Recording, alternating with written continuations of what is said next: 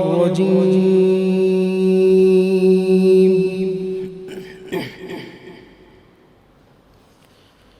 بسم الله الرحمن الرحيم.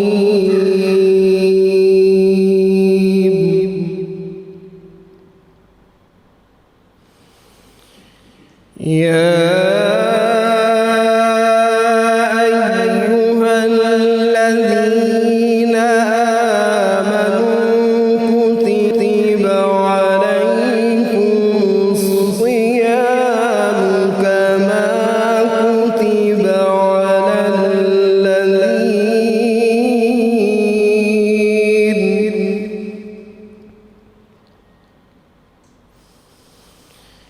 كما كتب على الذين من قبلكم لعلكم تتقون.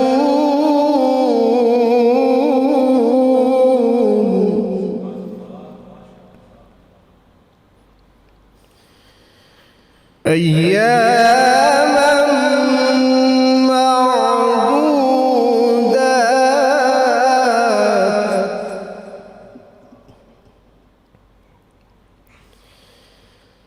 فمن كان منكم مريضا أو على سفر فعدة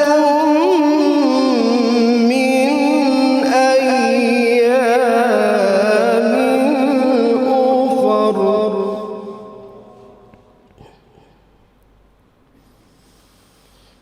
وعلى الذين يطيقونه فدية طعام مسكين،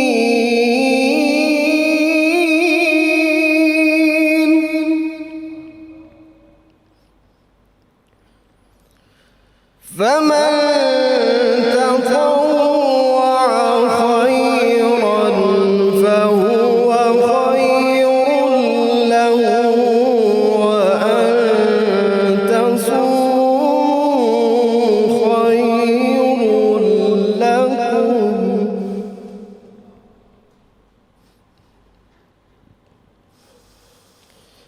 فهو خير له، وأن تصوموا خير لكم إن كنتم تعلمون.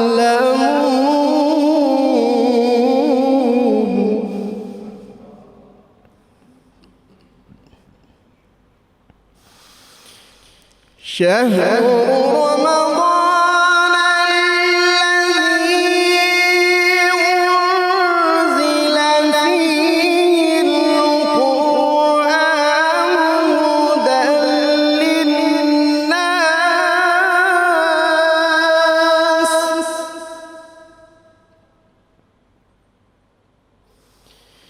فيه القرآن هدى للناس وبينات من الهدى والفرقان،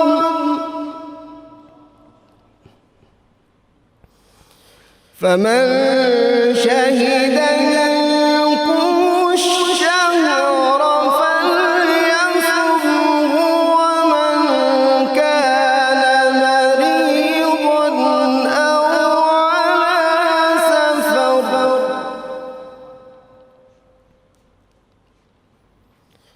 ومن كان مريضا أو على سفر فعدة من أيام أخر.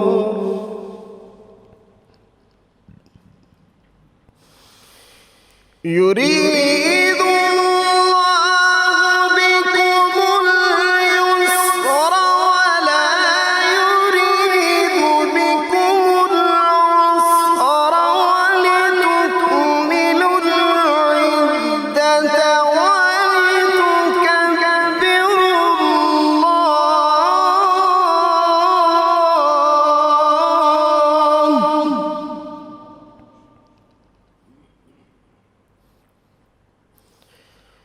وَلِتُكْمِلُوا الْعِدَّةَ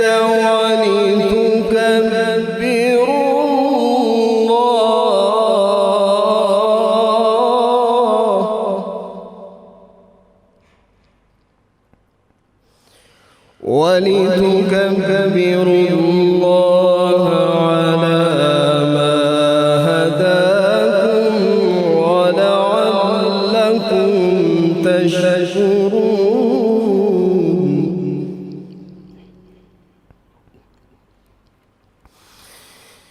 يُرِيدُ اللَّهُ بِكُمُ الْيُسْرَ وَلَا يُرِيدُ بِكُمُ الْعُسْرَ وَلِتُكْمِلُوا الْعِدَّةَ وَلِتُكَبِّرُوا اللَّهَ عَلَى مَا هَدَاكُمْ وَلَعَلَّكُمْ تَشْكُرُونَ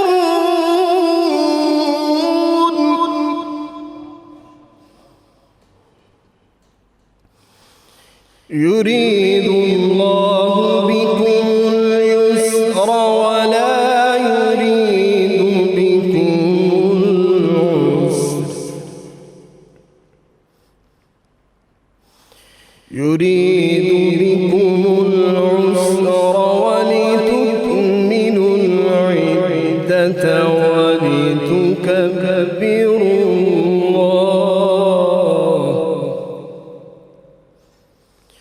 وَلِتُكَبِّرُوا اللَّهَ عَلَى مَا هَدَاكُمْ وَلَعَلَّكُمْ تَشْكُرُونَ صدق اللہ العظیم۔ سبحان اللہ سبحان اللہ، ماشاء اللہ، سلامت رہیے۔ یہ تھے ملک کے ممتاز قاری جناب قاری حبیب احمد نعیمی صاحب، جو تلاوت کلام پاک سے تمام مسلمانوں کے قلوب کو منور فرما رہے تھے۔ الحمدللہ رب العالمین والصلاة والسلام علی سید الانبیاء والمرسلین، اللہم صلی علی سیدنا و مولانا محمد وعلی آلہ واصحابہ وبارک وسلم وصلی علیہ۔ دنیا کے تمام دیکھنے والوں، تمام چاہنے والوں، تمام پیار کرنے والوں کو، اور جہاں جہاں تک اس وقت میری آواز کو سنا اور مجھے دیکھا جا رہا ہے، جنید اقبال کی جانب سے انتہائی محبت کے ساتھ افطار کی پہلی ٹرانسمیشن یعنی رحمت رمضان میں افطار کی خصوصی نشریات کے ساتھ ایک بار پھر محبت بھرا سلام، السلام علیکم۔ ناظرین کرام، سب سے پہلے تو میں آپ کو اپنی اس خصوصی نشریات میں خوش آمدید کہتا ہوں، اور انشاءاللہ زندگی رہی تو یہ سلسلہ 30 روزوں تک جاری رہے گا۔ یعنی رات آپ سے ملاقات سحری میں ہوئی تھی، ابھی افطار میں، اب انشاءاللہ یہ سلسلہ اسی انداز سے جاری و ساری رہے گا۔ اور بات یہ ہے کہ یہ اللہ کا فضل اور کرم ہے کہ اللہ تبارک و تعالیٰ نے ہم پر یہ کرم فرمایا کہ ہمارے کاندھوں پر اس کے دین کی ترویج اور اس کی تبلیغ کی ذمہ داری ڈالی۔ اللہ سے دعا ہے کہ پروردگار ہمیں اس میں کامیاب بھی فرمائے، ہمیں ہر طرح کے عجب سے محفوظ فرمائے، حاسدین کے حسد سے محفوظ فرمائے، اور یہ جو کرونا ورلڈ میں اس وقت ہم جی رہے ہیں، اللہ تعالیٰ اس پہلی افطار کے صدقے سے اس بیماری کو دنیا سے ختم فرماتے۔ ناظرین کرام، بات یہ ہے کہ حضرت ابو سعید رضی اللہ تعالیٰ عنہ فرماتے ہیں کہ رسول اللہ صلی اللہ علیہ وآلہ وسلم نے فرمایا کہ جو اللہ کی راہ میں ایک دن کا روزہ رکھے گا، بہت توجہ رہے صاحب، بڑی کمال احادیث آج آپ کے سامنے پیش کرنے والا ہوں، کہ جو اللہ کی راہ میں ایک دن کا روزہ رکھے گا، اللہ تعالیٰ اس کے چہرے کو دوزخ کی آگ سے 70 برس کی مسافت کے برابر دور فرما دے گا۔ یہ ایک دن کا اجر ہے ناظرین۔ اسی طرح سے سرکار مدینہ صلی اللہ علیہ وآلہ وسلم نے فرمایا کہ روزے دار کے لیے 2 خوشیاں ہیں۔ کتنی؟ 2 خوشیاں ہیں۔ ایک خوشی اس کو افطار کے وقت، اور ایک خوشی اپنے رب سے ملاقات کے وقت ملتی ہے۔ اسی طرح سے ناظرین حضرت سہل بن سعد رضی اللہ تعالیٰ عنہ فرماتے ہیں کہ سرکار مدینہ صلی اللہ علیہ وآلہ وسلم نے فرمایا، اب یہ جو حدیث مبارکہ ناظرین میں بیان کرنے جا رہا ہوں، اس سے پہلے میں ذرا آپ کو ایک دنیاوی انداز سے ایک مثال دے کے بات سمجھاتا ہوں بلا تمثیل۔ ایک ہوتی ہے لوور کلاس، جسے ہم لوور کلاس کہتے ہیں نا، کہ جو نچلا طبقہ ہوتا ہے۔ ایک ہوتی ہے مڈل کلاس، جو تھوڑا سا اوپر کا طبقہ ہوتا ہے۔ ایک ہوتی ہے اپر کلاس، ایک ہوتی ہے ناظرین ایلیٹ کلاس، اور ایلیٹ کلاس میں بھی ایک پریویلیج کلاس ہوتی ہے۔ اب یہاں پر کلاسز کا ذکر ہے، لیکن ذرا کس طرح سے ذرا سنیے گا کہ سرکار مدینہ صلی اللہ علیہ وآلہ وسلم نے فرمایا کہ جنت کے 8 دروازے ہیں۔ کتنے دروازے ہیں ناظرین؟ 8 دروازے ہیں۔ ان میں سے ایک کا نام باب الریان ہے، اور اس میں سے صرف وہی داخل ہوں گے جو روزے دار ہوں گے۔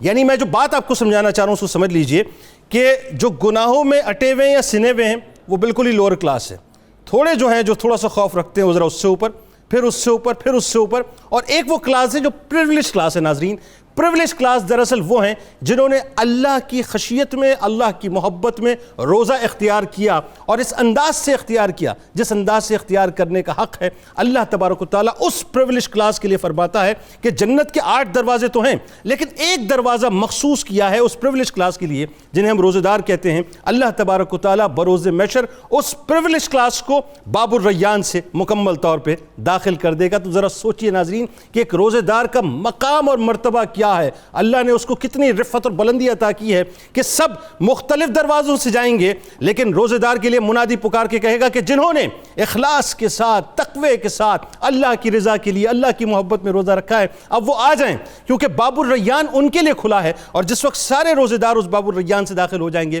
اس دروازے کو بند کر دیا جائے گا۔ اسی طرح سے ناظرین ایک اور حدیث مبارکہ میں آتا ہے کہ حضرت ابو ہریرہ رضی اللہ تعالیٰ عنہ سے مروی ہے کہ سرکار مدینہ صلی اللہ علیہ وآلہ وسلم نے فرمایا، اب جو بات میں آپ سے کرنے جا رہا ہوں یہ اس سے پہلے کی بات تھی۔ میں نے آپ سے کہا نا کہ اس کے لیے کچھ پیمانے کیا ہیں، ذرا سمجھیے کہ بہت سے روزے رکھنے والے ایسے ہیں کہ ان کو روزے کے ثمرات میں سے بھوکا رہنے کے علاوہ کچھ بھی حاصل نہیں ہوتا، یعنی وہ صرف بھوکے رہتے ہیں، پیاس رہتے ہیں، اور آگے فرماتے ہیں کہ بہت سے شب بیدار ایسے ہیں کہ ان کو رات کے جاگنے کی مشقت کے سوا کچھ بھی حاصل نہیں ہوتا۔ یعنی مطلب یہ ہے کہ اگر وہ معصیت میں پڑے رہتے ہیں، وہ گناہوں میں پڑے رہتے ہیں، وہ روزہ اختیار کرنے کے باوجود بھی بیک بائٹنگ کرتے رہتے ہیں، بہتان تراشی کرتے رہتے ہیں، جھوٹ بولتے رہتے ہیں، غیبتیں کرتے رہتے ہیں، لوگوں کے ساتھ زیادتی کرتے رہتے ہیں، تو ان کو روزے کا وہ جو ایسنس ہے، جو اس کا کرکس ہے، جو اللہ کی طرف سے انعام کی صورت میں ملنا چاہیے، وہ ان کو حاصل نہیں ہوتا۔ اور آخری حدیث مبارکہ ناظرین بیان کر رہا ہوں کہ حضرت ابو ہریرہ رضی اللہ تعالیٰ عنہ سے روایت ہے کہ رسول اللہ صلی اللہ علیہ وآلہ وسلم نے فرمایا کہ جو آدمی روزہ رکھتے ہوئے باطل کام اور باطل کلام نہ چھوڑے، کیا نہ چھوڑے؟ باطل کام اور باطل کلام نہ چھوڑے، تو اللہ تبارک و تعالیٰ کو اس کا بھوکا پیاسا رہنے کی کوئی ضرورت نہیں ہے۔ یعنی روزے کے مقبول ہونے کے لیے ضروری ہے کہ آدمی کھانا پینا چھوڑنے کے ساتھ ساتھ جتنے بھی منکرات ہیں، جتنے بھی گناہ ہیں، ان سے بھی اپنے آپ کو بچائے۔ اب یہ کیسی محبت کا دعویٰ ہے صاحب کہ ایک طرف تو میں یہ کہوں کہ میں روزے دار ہوں، میں نے کچھ کھایا بھی نہیں، میں نے کچھ پیا بھی نہیں، لیکن میں نے صاحب روزہ جو اختیار کیا ہے کیا میں نے اس کی اسی روح کے اعتبار سے اختیار کیا ہے یا نہیں کیا؟ یہ بنیادی طور پہ بات ہے ناظرین۔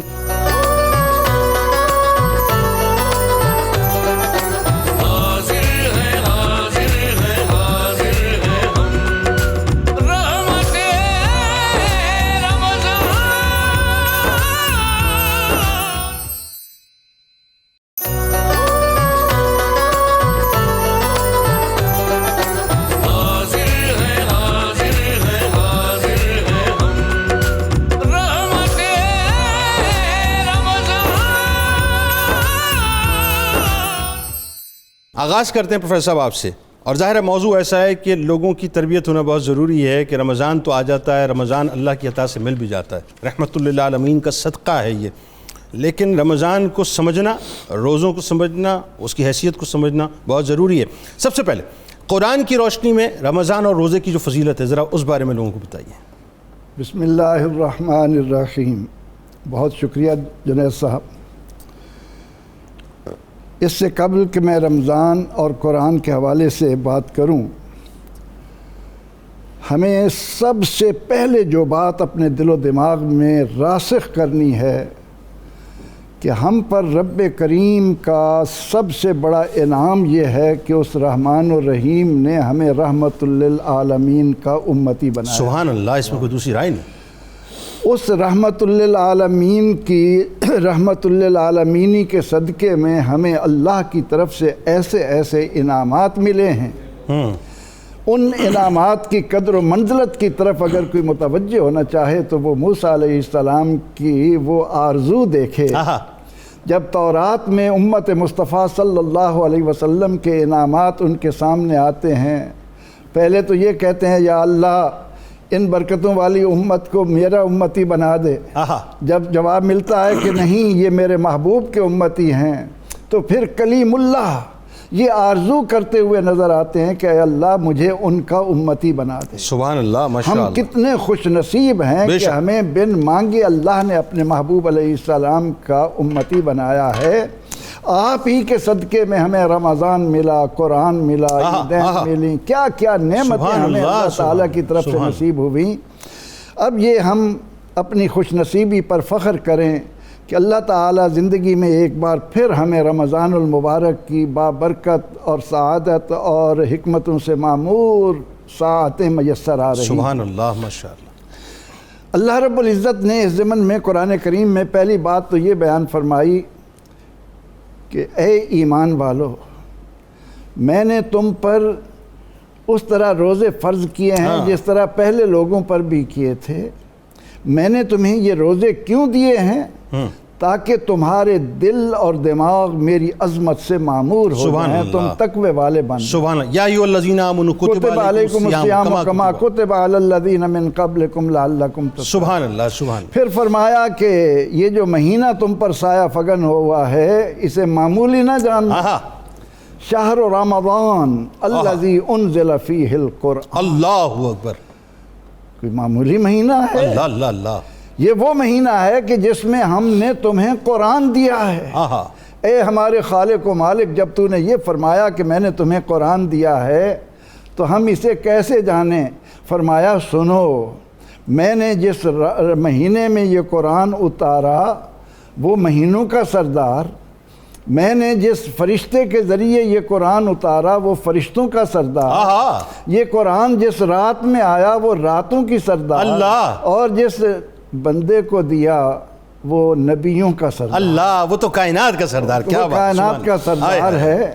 لہٰذا تمہیں اس قرآن کی بدولت جو سعادتیں میسر آ رہی ہیں ان سے اپنے آپ کو محروم نہ رکھنا۔ سبحان اللہ۔ ذہن میں یہ بات بٹھا لینا کہ شہر رمضان الذی انزل فیہ القرآن یہ کوئی معمولی مہینہ نہیں، اس میں کتاب ہدایت، اس میں ہمیں قرآن حکیم جو ہدایت ہے، رحمت ہے، شفا ہے، جس کا ایک ایک لفظ سننے والے کے کانوں میں رس گھولتا چلا جاتا ہے، اللہ کی محبت سے اس کو معمور کرتا چلا جاتا ہے، وہ ہم نے تمہیں اس میں دیا ہے۔ لہٰذا تم نے اس ذات کو ایک لمحے کے لیے بھی اپنی آنکھوں سے اوجھل نہیں کرنا جس کی دی ہوئی آکسیجن سے چل پھر رہے ہو، اللہ اللہ، جس کے اتارے ہوئے پانی سے تمہاری نبض حیات چل رہی ہے، جس کی سورج کی حرارت سے پک پک کر کیسے کیسے پھل اور غلے تمہیں دیے جا رہے ہیں، جس کے زمین پر تم آسانی سے چل رہے ہو، جس کے آسمان کا سائبان تم پر ہے، اس کی عظمت کو لعلکم تتقون۔ اس کے بعد فرمایا کہ یہ قرآن فرقان ہے، حق اور باطل کے درمیان لائن کھینچنا ہے، انسانیت اور حیوانیت میں اگر تمیز کرنا ہے، نیک بختی اور بدبختی کا اگر معیار کوئی قائم کرنا ہے، اپنی زندگی کو مفید اور غیر مفید ہونے کا احساس اگر اپنے اندر کرنا ہے تو یاد رکھنا یہ وہ کتاب ہے کہ فی ہدم بینات من الہدی، اس میں ہدایت کی روشن نشانیاں ہم نے دی ہیں اور اس کو حق اور باطل کے درمیان فرق کرنے والا بنایا ہے۔ اللہ رب العزت ہمیں اس قابل بنائے کہ ہم اس ماہ مبارکہ کو سامنے رکھتے ہوئے حضور علیہ السلام کے اس امر کو سامنے رکھیں کہ اے میری امت یاد رکھ، اگر تجھ سے اس مہینے کا ایک روزہ چھوٹ گیا اور تو سارا سال روزے رکھتا رہا تو تجھے وہ اجر نہیں ملے گا جو ہم نے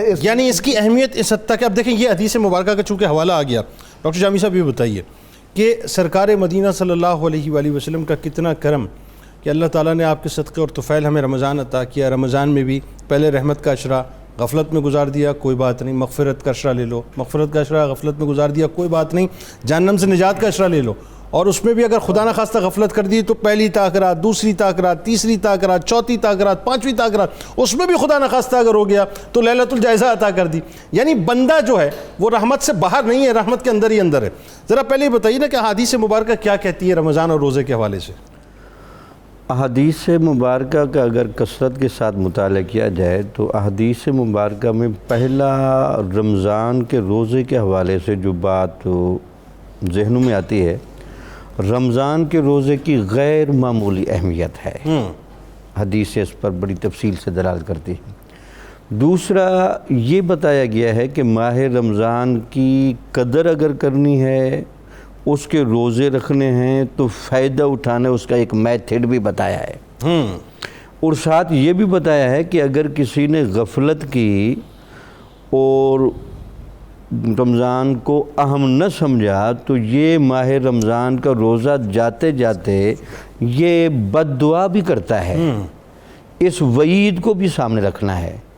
اور تیسرا یہ کہا کہ اللہ کی بارگاہ میں قیامت والے دن ماہ رمضان کا روزہ اگر جس نے صحیح معنی میں روزے رکھے ہیں یہ قیامت والے دن شفاعت بھی کرے گا۔ اللہ یعنی اس میں ہر پہلو حدیث مبارکہ میں موجود ہے۔ اللہ اب اس میں جو کرنے والی بات ہے کہ ماہ رمضان کے روزے کے بارے میں آپ کو یہ بھی ملے گا کہ نفل کا ثواب فرض کے درجے میں ہے، اور یہ بھی ملے گا کہ اگر کسی نے ماہ رمضان کے روزے صحیح طریقے سے رکھے اس کو لقاء القرب الہی کی کیفیتیں بھی محسوس ہوں گی، لیکن اس لقاء اور قرب کی شرائط پوری کرنی ہوں گی۔ اللہ اکبر۔ تو ہمیشہ یاد رکھیں، ہمارے صوفیہ چونکہ اس پر بڑا کلام کرتے ہیں تصوف کی کتابوں میں، دو چیزوں کو ساتھ ملانا ضروری ہے۔ ایک ہوتا ہے خلوص نیت، آپ نے بڑے اخلاص کے ساتھ روزہ رکھنا ہے۔ اب اس کی خلوص کی ڈیٹیل اگرچہ موجود ہے لیکن اس کو سادہ لفظوں میں آپ کہہ سکتے ہیں آپ نے اپنے دل و دماغ کی گہرائیوں میں گھس کر ایک گہرے جذبے سے یہ ارادہ کر لینا ہے کہ یہ پورا مہینہ ایک خاص لگن، خاص شوق اور خاص عشق و مستی کے ساتھ گزارنا ہے۔ سبحان اللہ، اس میں کسی جگہ غفلت محسوس نہ ہو۔ یہ جو حدیث مبارکہ بڑی بنیادی ہے صوفیاء کے، انما الاعمال بالنیات، بالکل ٹھیک، نیت کے دوران ہی طے ہو جاتا ہے کہ اس بندے کا ٹارگٹ کیا ہے۔ اگر وہ نیت میں ٹارگٹ یہ نہیں ہے، اور آج کے زمانے میں جب کرونا جیسی وبا نے ہمیں گھیرا ہوا ہے اور ہم سارے پریشان ہیں، تو اگر ٹارگٹ یہی ہو کہ ماہ رمضان سے تمام فائدے اور حتیٰ کہ لقاء الہی کی لذتیں بھی لے جائیں گے، اللہ، تو جب بندہ لقاء الہی کی لذتوں تک جانے لگے تو میرا نہیں خیال کہ کرونا اس بندے کو کچھ کہے۔ کیا بات ہے، سبحان اللہ، یہ محبوب بندہ بیٹھا ہے، سبحان اللہ، اس محبوب بندے کو ہمیں چھیڑنے کی اجازت نہیں، کیونکہ کرونا بصورت وبا کے آیا ہے، بصورت عذاب کے آیا ہے، تو نیک بندہ اس وبا اور عذاب میں نہیں آ سکتا۔ بھائی سبحان اللہ، ماشاءاللہ۔ اگر ہم روزے کو اس درجے میں لے جائیں، ایک تو خلوص نیت، دوسرا پورے روزے کے درمیان سحری سے لے کر افطاری تک آپ نے اپنے ایک ایک سانس، ایک ایک لمحہ اور وقت کو انتہائی احتیاط سے گزارنا ہے۔ ٹھیک ہے۔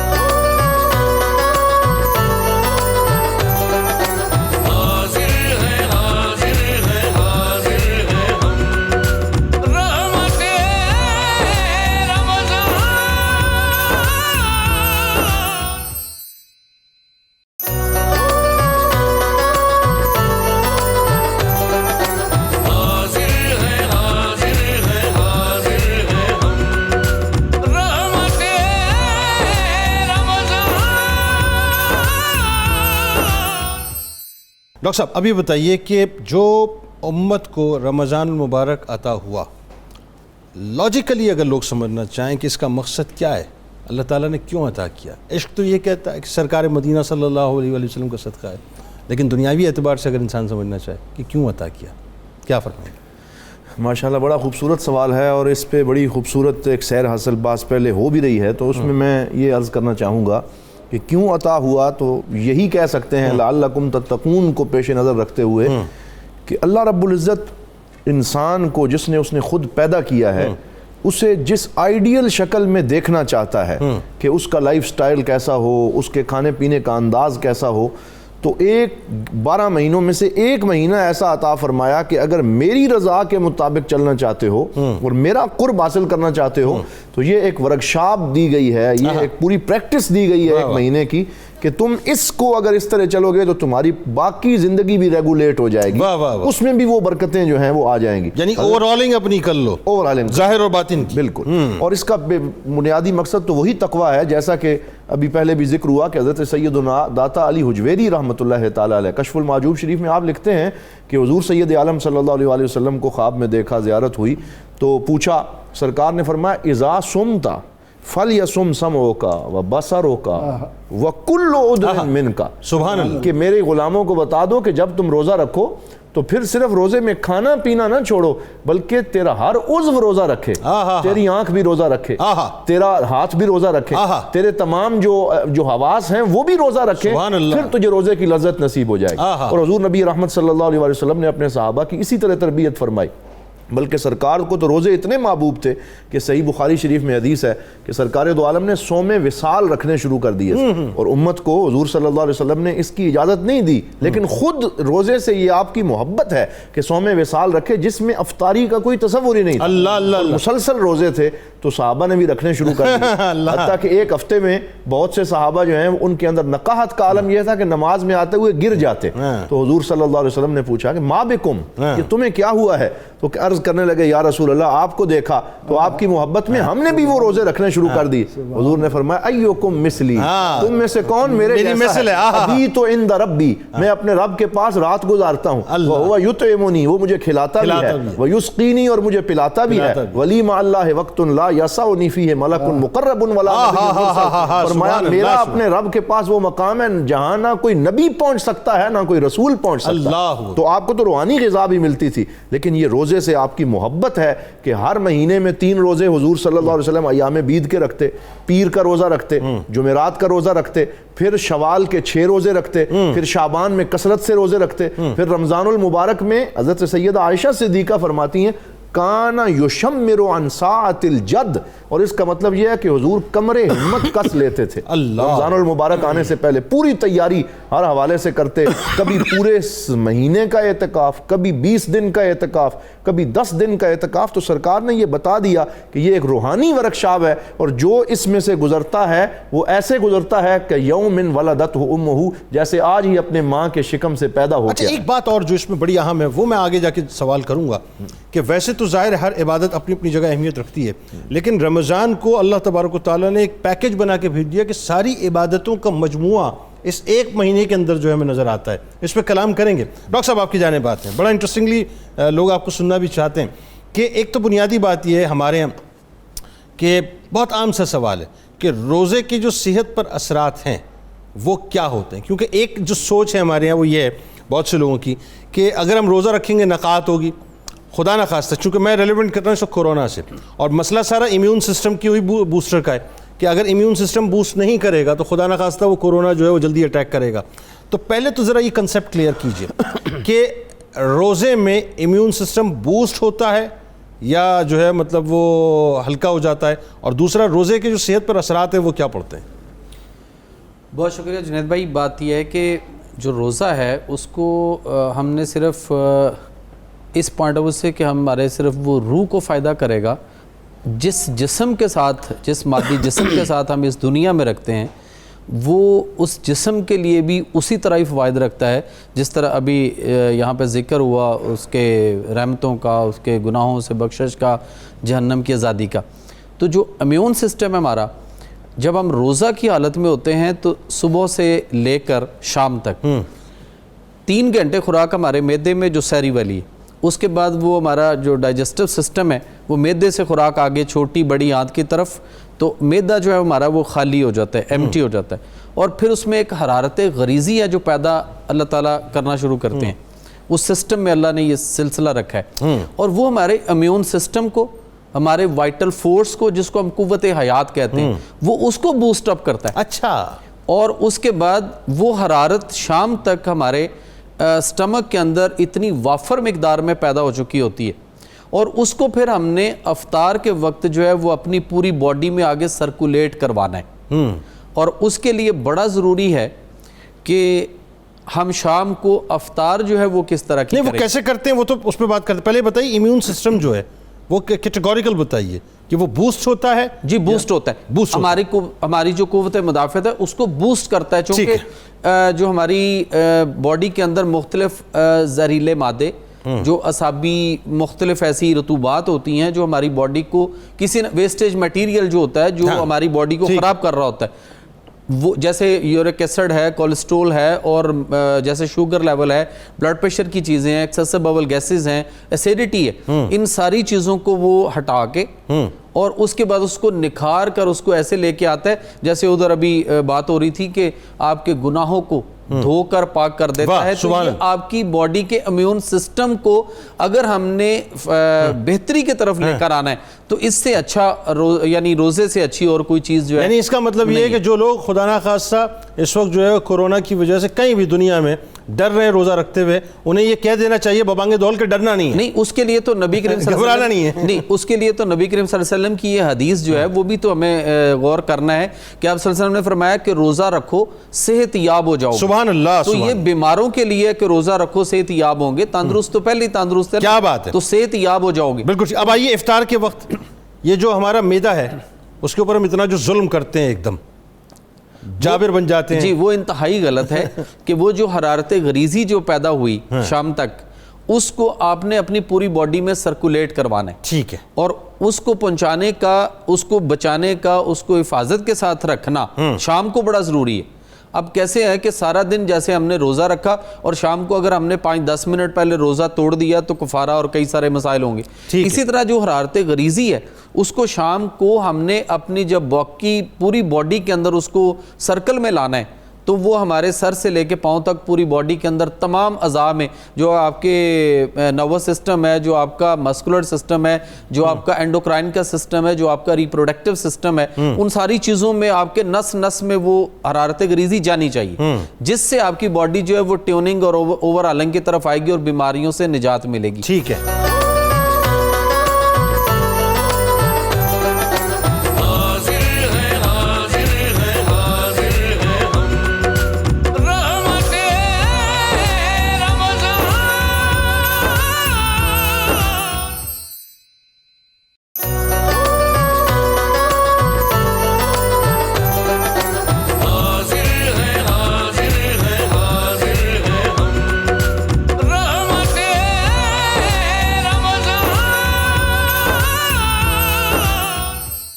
حافظ صاحب آپ کی جانب باتیں آغاز کرتے ہیں کلام سے. بسم اللہ. باغ جنت میں نرالی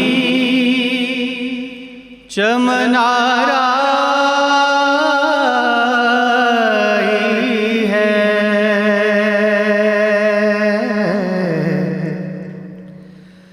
باغ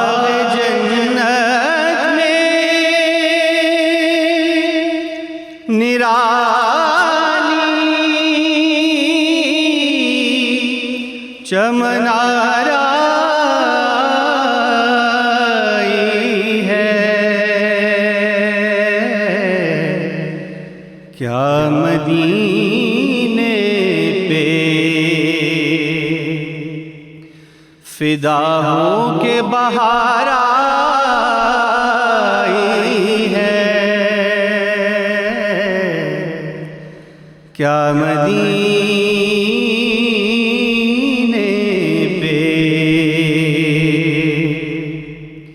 فدا ہو کے بہار آئی ہے.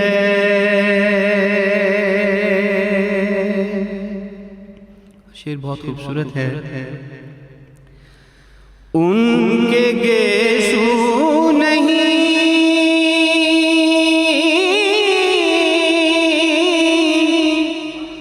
رحمت کی گھٹا چھائی ہے، ان کے گیسو نہیں رحمت کی گھٹا چھائی ہے،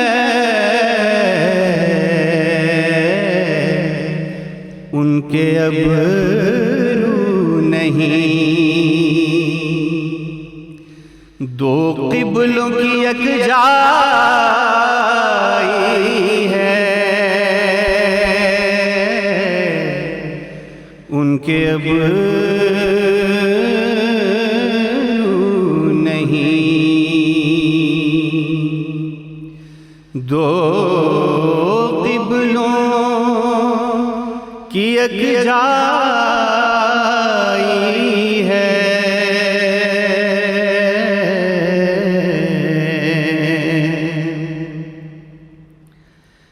سربالی انہیں رحمت کی ادا لائی ہے،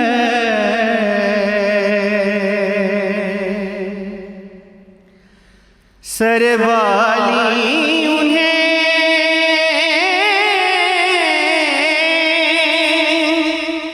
رحمت کی ادا لائی ہے، حال بگڑا ہے جی، حال بگڑا ہے تو بیمار کی بن آئی ہے،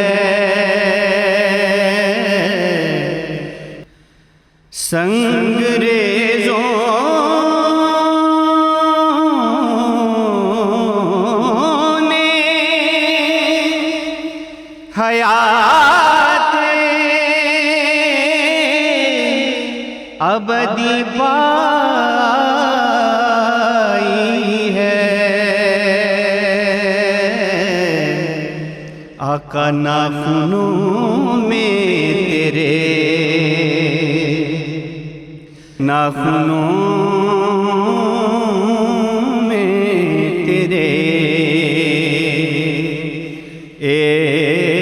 اعجاز مسیحائی ہے،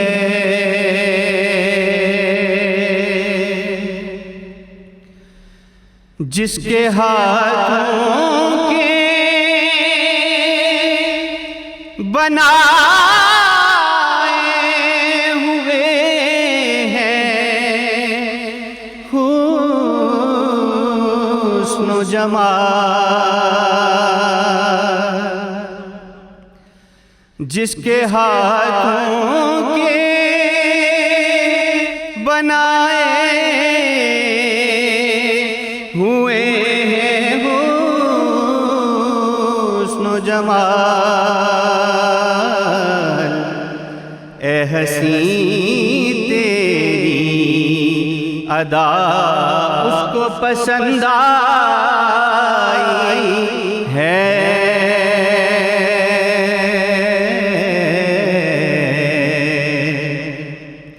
اے حسین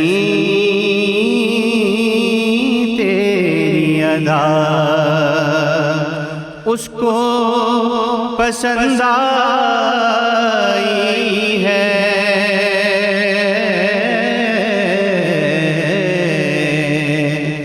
ناخنوں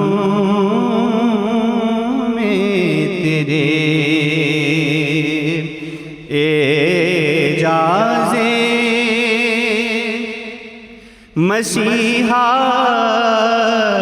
مسیحائی ہے،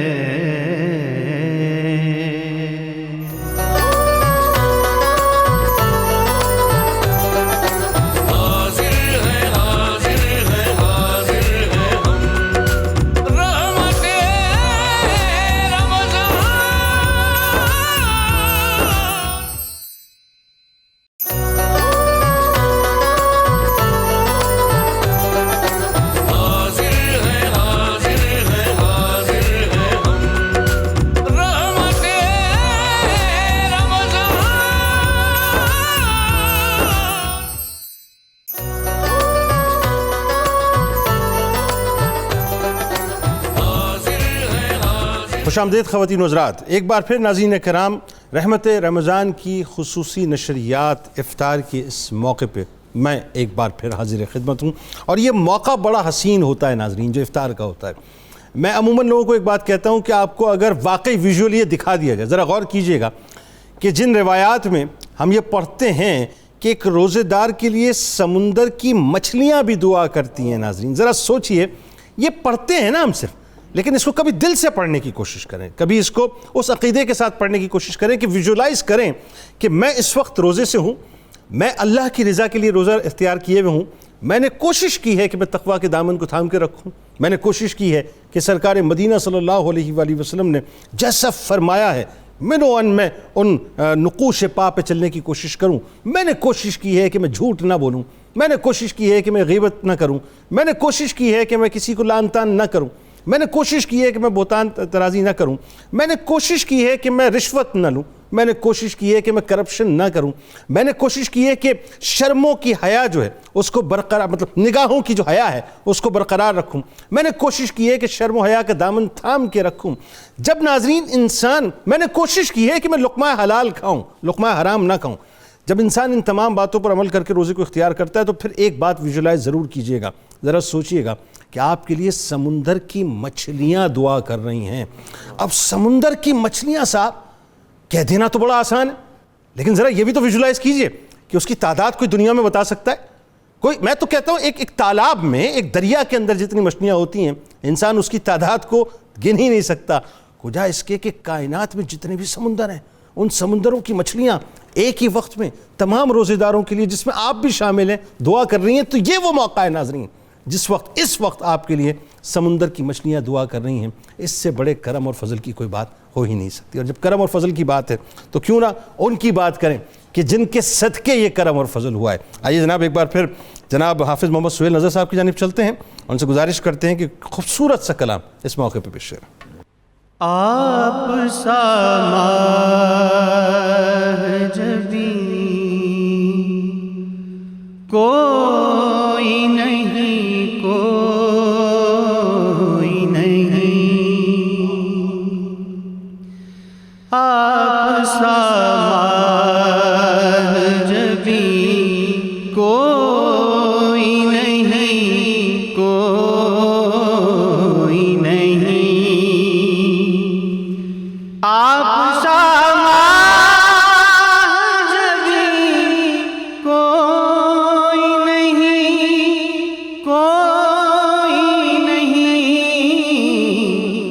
مصطفیٰ جیسا حسین کوئی نہیں، کوئی نہیں، مصطفیٰ جیسا حسین کوئی نہیں، کوئی نہیں،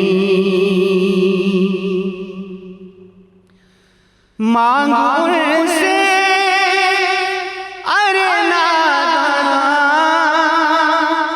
کہ پیغمبر کے سوا مانگو سے، ارے نادا کہ پیغمبر کے سوا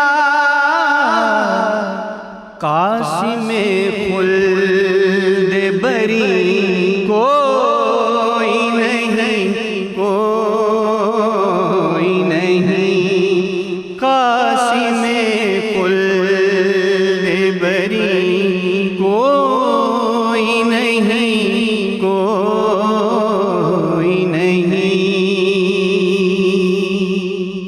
اور جنید بھائی شعر دیکھیے، جس قدر میرے پیغمبر ہیں قسم سے اتنا،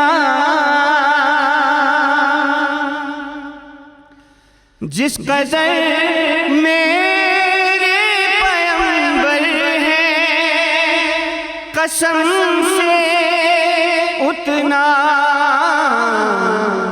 جان سے اور قریب کوئی نہیں، کوئی نہیں،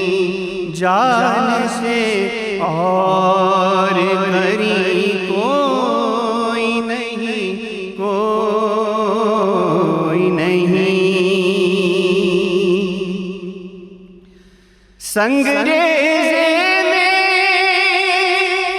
मदीने के है क्या उसने अजब,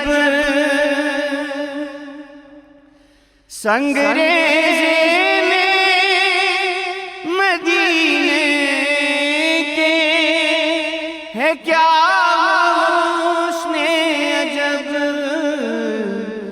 खुशनुमा ऐसा नगी कोई नहीं, कोई नहीं, खुशनुमा ऐसा नगी कोई नहीं, कोई नहीं, मुस्तफ़ा जैसा हसी कोई नहीं, कोई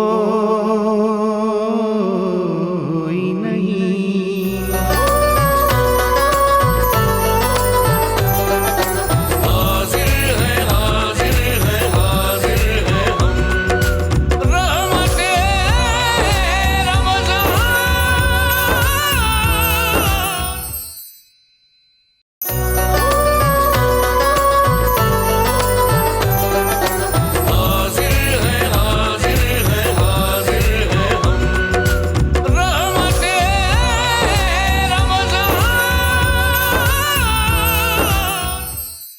प्रोफेसर साहब, बहुत अहम तरीन सवाल है, थोड़ा सा मैंने उस पर अभी कलाम किया ब्रेक के बाद, और मैं चाहता हूँ इस पर ज़रा आप डिटेल कलाम फरमाइए। देखिए, रमज़ान अता किया, मकासद बता दिए। अब बात यह है कि हम समझने के बावजूद नहीं समझ सकते, या नहीं समझना चाहते, या नहीं समझ रहे। रोज़े के मकासद ज़रा रिकॉल करवाइए, लोगों को बताइए कि रोज़े के मकासद हैं क्या। अल्लाह अकबर, इस कलमे से मैंने बात का आगाज़ किया अल्लाह कि मैं बंदा हूँ, वो मेरा आका है। हाँ, बेशक। जब मैं सर के बाल से पाँव के नाखून तक अपने अंदर गौर करता हूँ तो उस जैसा दाना मुझे कोई नज़र नहीं आता। अल्लाह अकबर। जब वो इतना बड़ा हकीम है, उसके किसी हुक्म के आगे ये तलाश करना कि इसका मकसद क्या है, इसका माना तो ये है कि वो बग़ैर मकसद के भी कोई चीज़ दे सकता है। इसलिए किसी ने क्या खूब कहा, मुसव्विर देखना मेरी तस्वीर यूं बनाई हो, इधर हुक्म खुदा हो, इधर गर्दन झुकाई। अल्लाह अकबर, सुभान अल्लाह। जो दानाओं का बनाने वाला है, हमारी समझ में किसी दाना की बात ना आए तो हम कहते हैं ओहो मेरी समझ का कसूर है, कहने वाला दाना है। अरे मियाँ, ये अंदाज तो अपने पैदा करने वाले के बारे में क्यों नहीं पैदा करता, अपने अंदर पैदा नहीं करता कि उसका कोई फेल हिकमत से कैसे खाली हो सकता है, जबकि हमें हमारी हकीकत का भी पता है। इमाम गजाली रहमतुल्लाह अलैह ने एक बात लिखी कि मूसा अलैहिस्सलाम ने दीवार पर एक छिपकली को बैठे हुए देखा तो कहा कि ए अल्लाह, तूने इसे क्यों बनाया है? तो परवरदिगार आलमीन ने जवाब दिया कि ए इमाम गजाली, ए मोहम्मद, यही सवाल तुझसे पहले ये छिपकली कर चुकी है कि ए अल्लाह, तूने मूसा को क्यों बनाया? अल्लाह अल्लाह अल्लाह अल्लाह। तो अल्लाह रब्बुल इज़्ज़त हमें कोई हुक्म दे और हम मानने वाले हूँ अल्लाह अकबर के, और उसके बाद उसके हुक्म के अंदर क्या फ़ायदा, भूखा रहने से क्या मकसद, रात के खड़े होने से क्या मिलेगा, क्या ये पैदा करने वाले की कुदरत और अज़मत को हमने माना?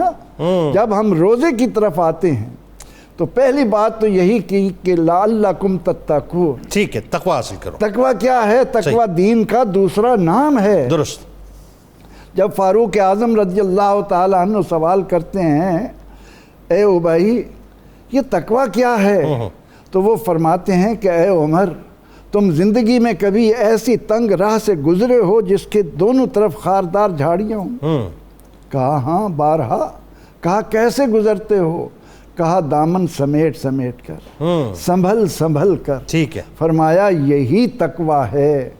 ये दुनिया की ज़िंदगी दोनों तरफ शैतान ने खारदार झाड़ियाँ लगा रखी हैं, उनसे अगर हम बच सकते हैं तो अल्लाह की قدرت اور اس کی عظمت کے تحت اس کا خوف رکھتے ہوئے. تو تقوی پہلا اس کا مقصد. دوسرا وَلِتُكَبِّرُ اللَّهَ، تاکہ تم روزے کیوں رکھو؟ تمہارے دل و دماغ اللہ کی بڑائی سے معمور ہو جائیں. میں زندگی بھر طلباء کے سامنے یہی بات رکھتا رہا کہ جس انسان نے اللہ اکبر کا مفہوم جان لیا، اس کی زندگی حیوانیت سے نکل کر انسانیت میں آ گئی. اچھا، اس میں ایک اور مقصد بھی تو ہے نا کہ بھوک اور پیاس کا احساس جو غربا ہیں، جو افورڈ نہیں کر سکتے، بھوکے رہتے ہیں، وہ تو ہم روزے کے ثمرات میں لاتے ہیں، فوائد میں لاتے ہیں. نہیں، رکھ کر بھی تو ہمیں احساس ہوگا نا کہ سامنے والا جو پہلے یعنی میں اللہ نے مجھے اتنی نعمتیں دی ہیں، صبح شام میرے دسترخوان پر ہر طرح کی نعمتیں ہیں، مجھے احساس نہیں ہوتا کہ وہ آدمی جو نان جمی کو ترس رہا ہے اس پر وقت کیسے گزرے گا. اللہ رب العزت نے مجھے روزہ کا حکم دے کر کہ تو 16 گھنٹے جب پیاس اور بھوک برداشت کرے گا تو تجھے احساس ہوگا کہ تجھ پر کتنا اللہ کا انعام ہے، تاکہ تو ان کو یاد رکھ جس کے لیے میں نے تجھے آزمائش میں ڈالا ہے. ان کی بھوک کا احساس کر کے جب تو میدان میں آئے گا، پھر تجھے اسلام کا یہ حسن ملے گا اور اس سے تجھے میری رضا بھی ملے گی. اور ایک مقصد بیان کیا قرآن کریم نے، وَلَعَلَّكُمْ تَشْكُرُونَ، تم روزے کیوں رکھو؟ تاکہ تمہارے اندر شکر گزاری کا جذبہ. اللہ بزرگ کتنا خوبصورت فرماتے ہیں کہ عبادت میں دیکھنا ہو تو اپنے اوپر والوں کو دیکھو، ٹھیک ہے، اور دولت میں دیکھنا ہے تو اپنے نیچے والوں کو دیکھو. رمضان کا روزہ بھوک اور پیاس سے گزار کر ہمیں اس نعمت کا بھی شکر ادا کرنے کی طرف لاتا ہے کہ مجھ پر اللہ کے کتنے کرم ہیں. تو ان کے مقابلے میں جو وہ ہے نا کہ شیخ سعدی رحمۃ اللہ علیہ کا جوتا اٹھا لیا گیا.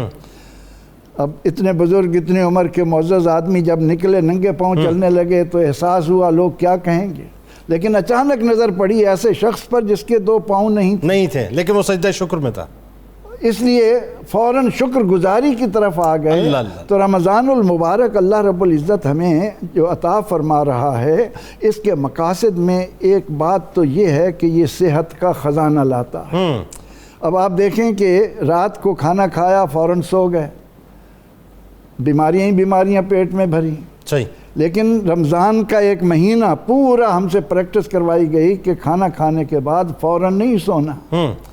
حضور نبی اکرم رحمت عالم صلی اللہ علیہ وسلم فرماتے ہیں کہ البطنۃ اصل الداء، ساری بیماریوں کی جڑ پیٹ بھر کر کھانا ہے.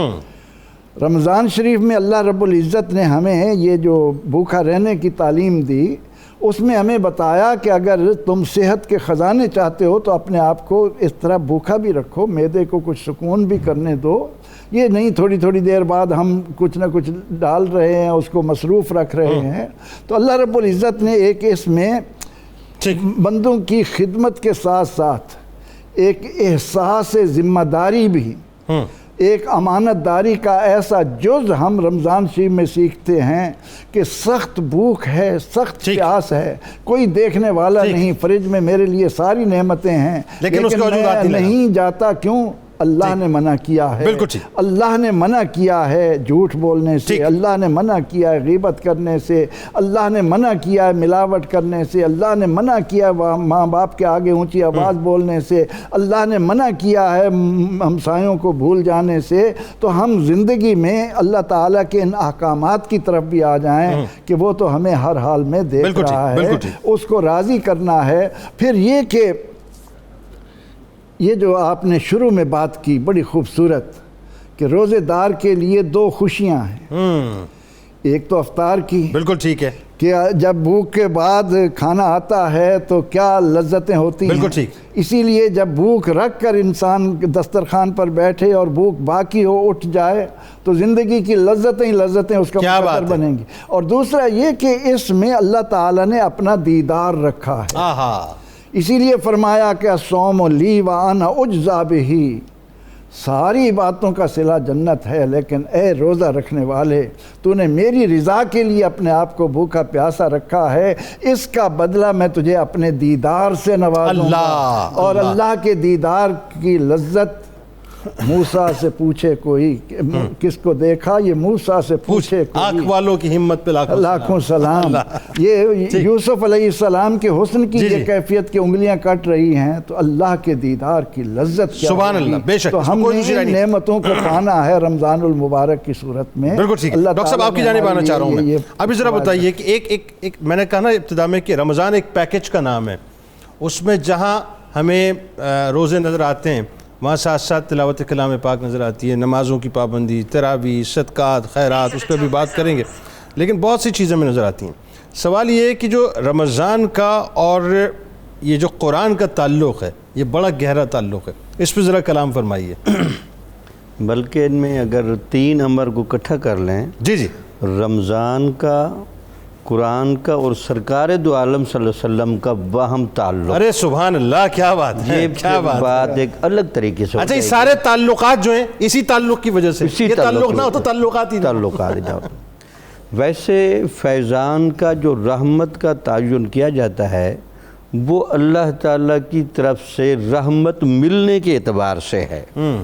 अल्लाह ताला की सिफत रहमानियत और रहीमियत ने बड़ी नरंगियाँ दिखाई हैं, लेकिन कई मौके पर तो आखिर कमाल किया है। अल्लाह, जब सरकार दो आलम सल्लल्लाहु अलैहि वसल्लम की रूह मुबारक, जिस्म मुबारक और आमद मुबारक की बातें आईं तो आपको तासुर मिलेगा कुरान और हदीस में कि अल्लाह ताला की रहमत बड़ी जोश में है। सुभान अल्लाह। और ब्यान इसी तरह जब कुरान मजीद भी नाजिल किया गया तो वहाँ भी कुरान मजीद अनवार इलाहिया की चूँकि तजल्लियात लेकर आया, वहाँ भी यही माहौल है। सुभान अल्लाह। और जब रमज़ान को बसूरत अमल के उम्मत महमदिया पर और पहले फ़र्ज किया गया, इसके अंदर भी वही तहारत कामला की चाशनी रखी। सुभान अल्लाह। तो ये तीनों मुताबिकतें जब इकट्ठी होती हैं तो फिर कमाल दर कमाल हो जाता है। सुभान अल्लाह, सुभान अल्लाह। अब हजूर नबी अकरम सल्लल्लाहु अलैहि वसल्लम ने फरमाया सर कि कथा कलाम की माजरत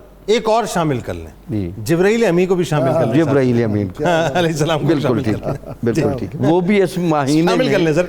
बड़े एक कैफ के साथ तशरीफ लाते हैं। बल्कि एक और अर्ज करूँ अदब के साथ, अब्दुल्ला इब्न मसूद रज़ी अल्लाह तआला अन्हु को भी शामिल कर लें। हज़रत अब्दुल्ला बिन मसूद, जी, बिल्कुल जी। खूबसूरत। तो हजूर नबी अकरम सल्लल्लाहु अलैहि वसल्लम ने फरमाया कि जिस बंदे को अल्लाह ताला से मुलाकात का शौक़ हो वो कुरान मजीद को पढ़े सुभान और उसको अपने ऊपर लाजिम करे। सुभान अल्लाह। होता क्या कि कुरान बंदे को 3 मराहिल से गुजारता है। पहले तो ये अपने लफ्ज़ पढ़वाता है, अगर बंदा मज़ीद आगे जाए तो ये अपना माना भी खोलता है। अल्लाहु अकबर। अगर उसमें तकवा शामिल कर दे तो कुरान नूर इलाही की कैफियत भी जोड़ देता है। सुभान अल्लाह, सुभान। तो वो बंदा सिर्फ कुरान पढ़ते हुए सिर्फ लफ्ज़ का सवाब नहीं ले रहा, आहा, वो मानने की फजीलत नहीं ले रहा, बल्कि वो नूर इलाहिया की कैफियत में गुम है। अल्लाह। और इमाम अहमद बिन हम्बल रहमतुल्लाह अलैह तो एक और भी बड़ी खूबसूरत हदीस लेकर, हदीसें तो सारी खूबसूरत हैं। हजूर नबी अकरम सल्लल्लाहु अलैहि वसल्लम ने फरमाया कि जिसको मेरी ज़ियारत का शौक़ हो वो भी कुरान को लाज़िम पकड़े। अल्लाह। वजह यह है कि कुरान जितना उस बंदे पर नाजिल होगा या उस बंदे की कैफियत बदलेगा, एक तरफ तो वो अल्लाह की तरफ ले जाएगा। अब लामल अल्लाह की तरफ तो जाने का रास्ता है उस वसीला उज़्मा के साथ, तो लगता है ये कि कुरान पकड़कर उसको पहले बारगाह रिसालत में ले जाता है। सुभान अल्लाह। और वहाँ भी कहता है हजूर नबी अकरम सल्लल्लाहु अलैहि वसल्लम को, अय अल्लाह के नबी मैं इसको लेकर आया हूँ, आप इसको अल्लाह का रास्ता भी दिखा दें। सुभान अल्लाह। अच्छा सर, ये ज़रा मुख्तसरन बता दीजिए ताकि बात आगे बढ़ाएं कि सरकार अलैहिस्सलाम जो दौर फरमाया करते थे कुरान का, उस सवाल उसकी वजह है कि माह रमज़ान में फिर ये जो रोज़ा है, रोज़ा भी बंदे की इसी तरतीब से चलाता है। ठीक है। लगता ये है कि इसके ये जो 3 अशरों के अलग अलग फ़ायदे बताए गए, पहले अशरे में रहमत मानूस किया गया, ठीक है। अगले में का बख्शिश, तीसरे में जो इत्कु अनिन्नार है और जन्नत में दाखिला है, वो गोया के बारगाह इलाही की हजूरी का इशारा है। अल्लाह वह बंदा रहमत में दाखिल हुआ, गुनाहों से अब पाक होकर खड़ा है, ये ज़ाहिरन और बातिनन इस लायक है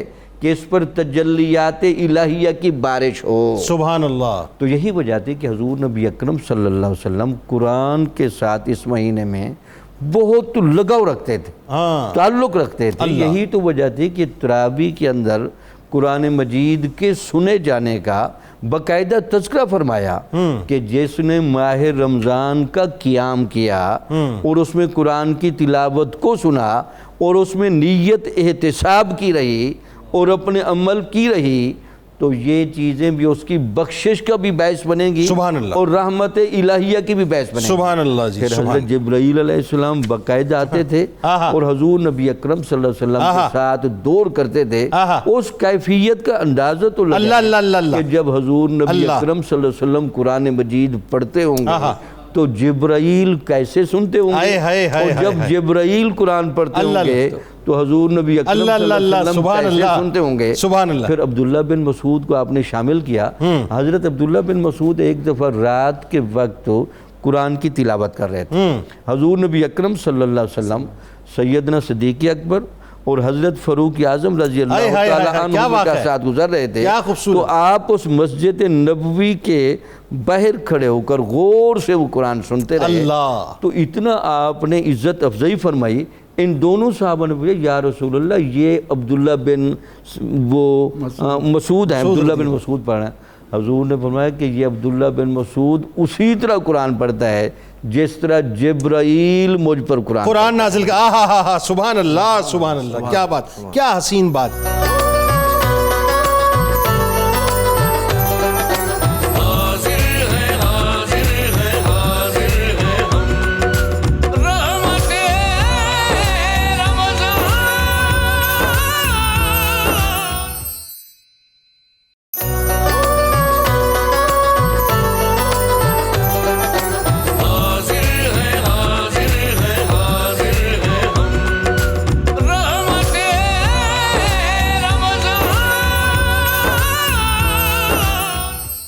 من حیث المجموعی سرکار علیہ السلام رمضان المبارک کو کیسے گزارا کرتے تھے؟ مثال کے طور پہ جب رمضان المبارک کا مہینہ آتا تو سرکار علیہ السلام کی سخاوت کا دریا یعنی اس طرح سے جو ہے وہ پورے سال ویسے تو موزن رہتا تھا، لیکن رمضان المبارک میں آپ کی سخاوت ایسی ہوتی جیسے جھونکے مارتی ہوئی جو ہوا ہوتی ہے وہ چلتی تھی.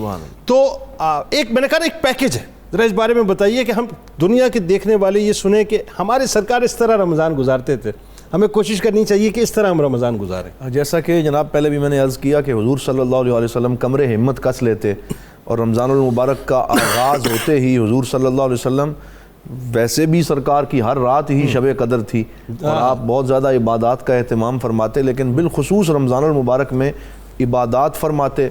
اور آج کل ہمارے حفاظ کرام تو جس طرح قرآن پاک پڑھتے ہیں ان میں سے اکثریت اب ایسوں کی ہے کہ جس میں یعلمون اور تعلمون کے علاوہ سمجھ آنا بڑا مشکل ہو جاتا ہے. لیکن سرکار دو عالم صلی اللہ علیہ وسلم کے معمولات کی جب بات آتی ہے تو اس میں یہ ہے کہ آپ قرآن ایسے پڑھتے تھے کہ جو معنی جس سے گزر رہے ہوتے اس کا کیف لیتے. ورتل القرآن ترتیلا، یہ حضور صلی اللہ علیہ وسلم کا معمول مبارک. تیرے وجود پہ جب تک نہ ہو نزول کتاب، گرا کشا ہے نہ راضی نہ صاحب کشا. تو حضور صلی اللہ علیہ وسلم اس کا کیف لیتے، حتیٰ کہ یہ موجود ہے کہ سورہ نساء کی تلاوت کرتے ہوئے سرکار دو عالم صلی اللہ علیہ وسلم جب اس آیت پہ پہنچے وَجِئْنَا بِكَ عَلَىٰ هَٰؤُلَاءِ شَهِيدًا، تو حضور صلی اللہ علیہ وسلم کی ہچکی بند گئی اور سرکار دو عالم کی داڑھی مبارک آنسوؤں سے تر ہو گئی. اسی طرح جب عذاب والی آیات سے گزرتے تو روتے اور جب بشارات والی آیات سے گزرتے تو خوشی کا اظہار فرماتے. تو ہمیں بھی رمضان المبارک میں قرآن تو پڑھنا چاہیے لیکن اس میں اس کیف سے ضرور گزرنا چاہیے جو حضور صلی اللہ علیہ وسلم کا معمولات. اسی طرح سرکار کے معمول میں یہ بھی تھا کہ دوسروں کو بھی فرمایا اور خود بھی، حالانکہ جیسا ہم نے پہلے ذکر کیا حضور کو تو ساری رات بھی نہ کھائیں تو نورانیت کی غذا تھی، لیکن اس کے باوجود سحری فرماتے اور آپ فرماتے تسحروا فإن فی السحور برکہ، کہ سحری کیا کرو اور سحری میں برکت ہے. میں اکثر جنید صاحب یہ کہتا ہوں کہ جو لوگ یہ کہتے ہیں کہ یہ برکت کیا ہوتی ہے اور اسے کیسے محسوس کیا جا سکتا ہے، تو سرکار نے فرما دیا کہ اور کہیں ملے نہ ملے سحری میں ضرور ملے. تو اس کو محسوس کرو کہ جب سحری کھاؤ کہ یہ برکت میں وصول کر رہا ہوں، یہ میری صحت پہ اچھے اثرات مرتب کرے گی، یہ مجھے روحانیت اور نورانیت کا کیف عطا کرے گی. پھر سرکار دو عالم صلی اللہ علیہ وسلم تعجیل الافطار کی بات کرتے کہ افطار میں جلدی کرو. یہ نہ بتاؤ کہ میں بڑا جو ہے وہ بڑا میں جو ہمت والا ہوں، مجھے کچھ نہیں ہوتا، نہیں، بلکہ اللہ کا حکم یہ ہے کہ ایک تو اس وقت، اور سرکار نے فرمایا ثلاث لا ترد، تین چیزیں رد نہیں ہوتی. 3 دعائیں رد نہیں ہوتی. فرمایا ایک روزے دار کی دعا جو افطار کے وقت کرے. اس لیے ہمیں یہ چاہیے کہ ہم اپنے بچوں اپنی فیملی کو جب بٹھا رہے ہیں اس وقت صرف اپنی باتوں میں مشغول نہ رہیں بلکہ افطار کے وقت سرکار دو عالم کے معمولات پہ عمل کرتے ہوئے ان دعاؤں کا اہتمام کریں کیونکہ وہ قبولیت کا وقت ہے. سبحان اللہ. اسی طرح آخر میں یہ بھی کہنا چاہوں گا کہ حضور صلی اللہ علیہ وسلم کے میرے آقا کے معمولات میں یہ تھا کہ بہت زیادہ دعا کا اہتمام رمضان میں فرمایا. اسی لیے بزرگوں نے فرمایا, حضرت امام غزالی فرماتے ہیں کہ بزرگوں کا معمول سرکار کی سیرت سے اخذ کرتے ہوئے یہ تھا کانو یجہزون الادعیۃ لرمضان, کہ وہ سارا سال رمضان کے لیے دعائیں جمع کرتے تھے کہ اس سال کے آخر میں جب رمضان آئے گا ہم نے یہ 5-6 چیزیں اپنے رب سے منوانی ہیں, اور پھر اس پہ اصرار کرتے, سحری میں مانگ رہے ہیں, افطار میں مانگ رہے ہیں. اور میرا اپنا یہ تجربہ ہے کہ آپ جنید صاحب رمضان کے لیے دعائیں تیار رکھیں اور اپنے رب کے ساتھ جو لاڈ آپ نے کرنے ہیں اور اللہ کے کرم نوازیاں جو وصول کرنی, آپ رمضان میں دعا مانگیں, گارنٹیڈ قبول ہو کے نکلیں. اللہ. اچھا پھر اس کا مطلب یہ ہوا کہ رمضان کے لیے دعائیں جمع کر کے رکھیں, پھر ایک دعا جو ہے یہ بھی مانگیں کہ اللہ تعالیٰ رمضان تک زندگی بھی دے کہ ہمیں کم از کم دعا کرنے کا موقع ملے. صرف ایک بات میں یہاں عرض کرنا چاہوں گا کہ سرکار آیت دعا وَإِذَا سَأَلَكَ عِبَادِي أَنِّي فَإِنِّي قَرِيبٌ أُجِيبُ دَعْوَةَ الدَّاعِ إِذَا دَعَانِ, یہ قرآن میں کہیں اور بھی آ سکتی تھی لیکن یہ رمضان پیکج کے اندر اللہ نے یہ آیت عطا فرمائی. یعنی پہلے فرمایا شہر رمضان الذی انزل فیہ القرآن ھدی للناس وبینات من الھدی والفرقان فمن شہد منکم الشہر فلیصم. اس آیت کے فوراً بعد آیت دعا کو نازل کرنے کا مقصد یہ ہے کہ دعائیں سارا سال قبول ہوتی ہیں لیکن جتنی رمضان میں قبول ہوتی ہیں اب وہ نہیں ہوتی. اچھا اس میں ایک اور بات بھی آ گئی نا ساتھ ساتھ کہ وہ جو صحابہ کرام رضوان اللہ تعالیٰ علیہ مجمعین کا عشق تھا رمضان کے ساتھ, سبحان اللہ, کہ رمضان آنے سے 6 مہینے پہلے اس کے ملنے کی دعا کرتے تھے کہ اللہ زندگی عطا کرے کہ رمضان میں داخل ہو جائیں, اور رمضان جانے کے بعد 6 مہینے تک اس کی اس کے فراق میں روتے تھے. یعنی کیسا عمل, آپ سوچئے کہ رمضان سے کتنا عشق تھا ان کا. ڈاکٹر صاحب ایک بہت اہم کوشچن آپ کے سامنے میں رکھنے جا رہا ہوں. ایک تو یہ کہ ہمیں بنیادی طور پہ سحر و افطار میں خوراک کے حوالے سے, غذا کے حوالے سے احتیاط کیا کرنی چاہیے. اس میں ساتھ ساتھ سر دست آپ یہ بھی بتائیے گا کہ گرمیوں کی چونکہ شدت ہے تو کس غذا کا ہمیں زیادہ استعمال کرنا چاہیے. پہلے آپ ذرا اس بات کو کنٹینیو کیجئے, پھر میں ایک اور سوال اسی میں سر دست فلوٹ کروں گا. جی ایکچول جو غذا ہے نا جی, صبح ہمیں وہ لینی چاہیے جو جلدی ہضم ہو جائے اور ڈائجسٹو سسٹم جو ہے ہمارا وہ اس پہ کم قوت جو ہے وہ لگے اور دیر تک وہ آپ کے معدے میں نہ پڑی رہے. جیسے کہ آپ صبح سحری میں کالے چنے شوربے والے بنا کے وہ بھی لے سکتے ہیں. جیسے لوگ سفید چنے آج کل بہت زیادہ کھاتے ہیں تو وہ نقصان دہ ہیں, تذابیت اور گیسز اور کئی سارے, چونکہ وہ بیسن ہے نا سفید چنے یا چنے کی دال جو.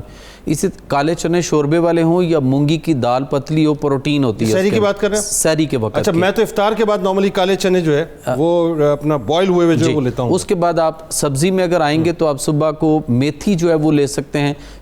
میتھی بہت اچھی ہے لیکن میتھی میں آلو نہیں ڈالنے چاہیے, خالی میتھی بنائی جائے. ٹھیک ہے. اور اسی طرح سے ساگ اگر ہے اس کا سیزن ہو تو ساگ بہت اچھا ہے. پنجاب میں تو یہ بڑا شملہ مرچ جو ہے وہ بہت اچھی ہے, خالی شملہ مرچ اگر بنا لی جائے صبح سحری میں. صرف شملہ مرچ, صرف خالی شملہ مرچ, اس کے ساتھ کچھ اور نہیں. اس میں مٹن ڈالا جا سکتا ہے جو افورڈ کر سکتے ہیں, بکرے کا گوشت وہی ڈالیں گے. نہیں وہ سستا نسخہ بتائیں ڈاکٹر صاحب, مہنگائی ویسے بہت ہے, کورونا کی وجہ سے 1 سال سے جو ہے وہ ایسے کاروبار. جی خالی شملہ کی مرچ بہت اچھی ہے, چونکہ لوگ اس میں آلو ڈال لیتے ہیں نا تو وہ ایسیڈیٹی اور تذابیت کو فروغ دے گا. اسی طرح سے آپ سبزیوں میں کدو ہے, ٹینڈا ہے یا گھیا توری ہے, اس طرح کی کوئی سبزی جو ہے وہ بنا لیجئے, شلجم بنا لیجئے, وہ آپ کے لیے جو اچھا ہے. انڈا دیسی جو ہے وہ صبح اس کا آملیٹ بہت اچھا ہے, اس کو پیاز والا بنا کے بھی آپ لے سکتے ہیں. ہاں نارملی ویسے میں نے دیکھا ہے کہ لوگ آملیٹ زیادہ کھاتے ہیں. جی, اور میں آپ کو بتاؤں کہ دودھ پھینی وغیرہ جو ہے وہ زیادہ کھاتے ہیں, کھجلا وغیرہ وہ, لیکن وہ میدے کا استعمال نہیں کرنا چاہیے نا, چونکہ وہ دیر تک آپ کے ڈائجسٹو سسٹم میں خرابیوں کا مسائل پیدا کرے گا. جو میدے کی چیزیں کیا ہو, پھینی اور یہ جیسا کھجلا وجلا تو سب یہ اسی سے بنتا ہے سر, لیکن وہ خراب بھی تو کرے گا نا جی, آپ کے معدے کو خراب کرے گا نا, ڈائجسٹو سسٹم کو. اور جو صبح کو ہم سحری میں پراٹھا لیتے ہیں یہ نہیں لینا چاہیے. آپ خشک روٹی بنائیں, سادہ روٹی چپاتی بنائیں پھلکا ٹائپ, اور اس کے بعد اس کو نیچے اتار کے آپ اس کے اوپر دیسی گھی لگا لیں, اس کے اوپر مکھن لگا لیں, یا اس کے اوپر آپ زیتون کا تیل لگا لیں. ٹھیک ہے, تو یہ بہت اچھا ہے, چونکہ جو پراٹھا آپ لیں گے وہ آپ کے معدے کو, جگر کو, آگے پھر آنتوں کو دیر تک وہ پڑا رہے گا. اب افطار کا بتائیے. اچھا اس کے بعد صبح جو ہم دہی اور لسی لیتے ہیں یہ نہیں لینی چاہیے, اور چائے جو ہم سحری کے وقت پیتے ہیں اس کی بجائے ادرک, زیرہ, سفید اور سبز پودینہ کا قہوہ لیا جائے تاکہ آپ انرجیٹک رہیں, آپ کو 2-3-4 بجے تک آپ کو بھوک بھی نہیں لگے اور وہ جو پیاس کی شدت محسوس ہوتی ہے وہ نہیں ہوگی. اب سر مسئلہ یہ ہے کہ تو سوال در سوال پیدا ہوتا چلا جائے گا. دہی تو ہمارے یہاں ایسا ہے کہ سب سے پہلے یہ کہا جاتا ہے کہ آملیٹ کے ساتھ یا سالن کے ساتھ دہی لے کے آؤ تاکہ میرا معدہ جو ہے وہ ٹھنڈا رہے پورے دن. لیکن سر وہ معدہ ٹھنڈا ہو جائے گا تو جو آپ کی خوراک ہے وہ دیر تک پڑی رہے گی, پروسیس نہیں ہوگی. اچھا, معدے کے اندر جو حرارت ہے وہ حرارت سے خوراک ہضم ہونی ہے. دہی اور لسی اس کو ٹھنڈا کر دے گی. آپ کے جو گیسٹرک میوکوساز ہوتے ہیں نا معدے کے اندر, اس میں حرارت ہوتی ہے جس نے اس خوراک کو گرینڈ کرنا ہے. ٹھیک ہے, اور وہ حرارت آپ کل کر دیں گے, وقتی طور پہ سکون ضرور ہوتا ہے لیکن وہ خوراک آپ کی دیر تک معدے میں پڑی رہے گی تو معدہ آپ کا خالی کب ہوگا, خوراک کو ڈائجیشن نہیں کر سکے گا اور آگے آپ کے پروسیس نہیں کروا سکے گا. اس لیے وہ نہیں لینا. اور ادرک, زیرہ سفید اور سبز پودینہ کا قہوہ لیجئے سحری میں اور اس کے بعد روزہ رکھ لیجئے. نہیں وہ تو میں نے طے کر لیا, میں نے کرنا ہے, وہ تو آف دی ریکارڈ بات ہو رہی تھی آپ سے. اور افطار جو ہے وہ شام کو آپ کو 4 کھجوریں لیں, 8 بادام کی گریاں لیں, عدد بھی لے لیں, اگر 3 لے لیں 5 لے لیں 7 ہاں جی اس طرح سے لے لیں. اس کے بعد بادام توڑ کر اس کو ثابت بادام توڑ کر تازہ گری نکالنی چاہیے, چونکہ جو گریاں نکلی ہوتی ہیں وہ فنگس والی اور وہ اس میں آئل نہیں ہوتا. اور دوسری بات یہ ہے کہ آپ اس میں نیم گرم دودھ کے ساتھ افطار کیجئے. اچھا, وہ زیادہ اچھا ہے چونکہ آپ کی وہ جو حرارت غریزی ہے جو سارا دن معدے کی وجہ معدے میں جو پیدا ہوئی ہوتی ہے جگر میں, وہ آگے آپ کی پوری باڈی میں سرکولیٹ کر سکے. اور اس کے بعد آپ جب یہ دودھ پی لیں نیم گرم تو اس کے بعد آپ نماز کے لیے چلے جائیں. پھر واپس آ کر اس کے بعد پھر آپ کھانا لیجئے جو بھی آپ نے لینا ہے, 1 چپاتی, بٹ بھوک رکھ کے کھائیے چونکہ معدے کو اور جگر کو سارا میٹابلائز کرنا ہے آپ کے سارے اس چیز. پھر تراویح وغیرہ کا اہتمام. اور اس کے بعد پھر آپ نا 1 کپ قہوہ بتانے لگا ہوں, اس کو مہروی قہوہ کہتے ہیں. ادرک, زیرہ سفید, سبز پودینہ, دال چینی اور کلونجی, اس کا قہوہ بنا کے پئیں گے تو یہ آپ کو انرجیٹک کر دے گا.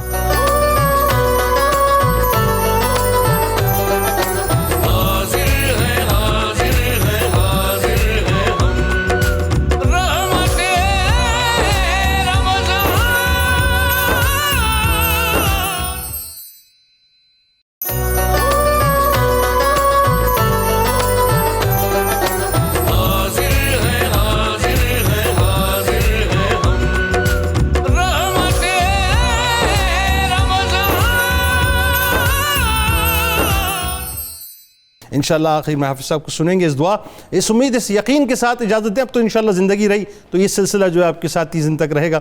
اس دعا, اس امید, اس یقین کے ساتھ اجازت دیں کہ اللہ تعالیٰ آپ کا, ہمارا, ہم سب کا حامی و ناصر ہو. اللہ حافظ. یہی ہے مدعا منزل,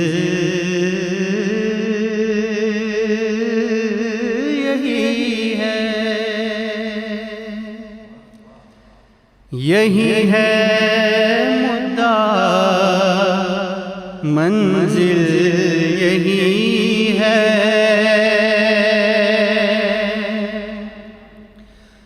یہی ہے مدعا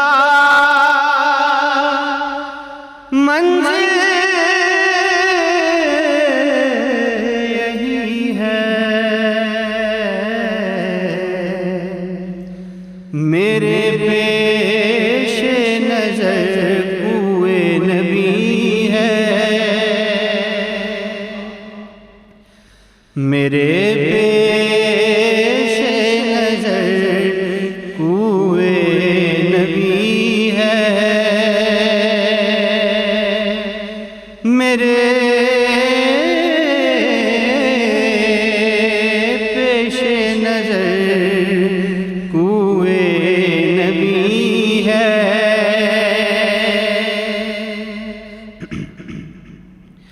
خیال غیر سے نا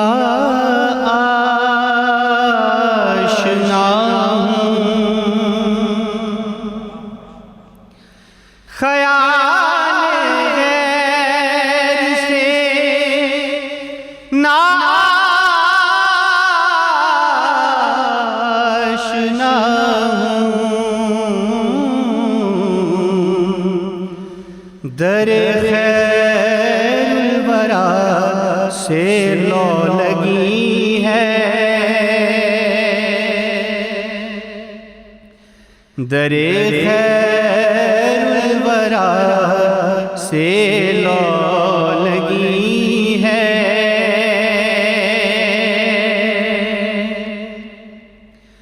بھکاری ہے حواس ہوا کی،